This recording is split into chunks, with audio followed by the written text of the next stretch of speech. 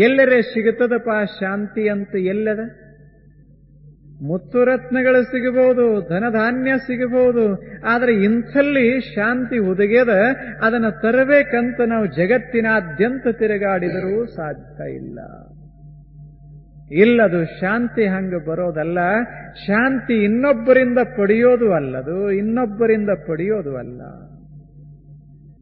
ಸಂತರು ನಮಗೆ ಶಾಂತಿಯನ್ನ ಕೊಡುವುದಿಲ್ಲ, ಕೊಡ್ಲಿಕ್ಕಾಗುವುದಿಲ್ಲ. ಒಂದು ವೇಳೆ ಕೊಡಾಕೆ ಅವರಿಗೆ ಬರ್ತಿತ್ತು ಅಂದ್ರೆ ಜಗತ್ತನ್ನ ಸುಶಾಂತ ಮಾಡಿಬಿಡ್ತದ್ರಿಂದ ಹೆಂಗ್ ಸಾಧ್ಯದ?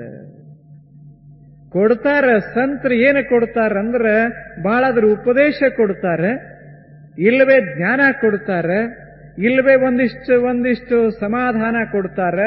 ಇದಕ್ಕಿಂತ ಹೆಚ್ಚು ಅವ್ರಿಗೆ ಏನು ಕೊಡ್ಲಿಕ್ಕಾಗುವುದಿಲ್ಲ. ಶಾಂತಿ ಮಾತ್ರ ನಾವು ಬೆಳೆಸಿಕೋಬೇಕಾಗ್ತದೆ. ಸಂತರು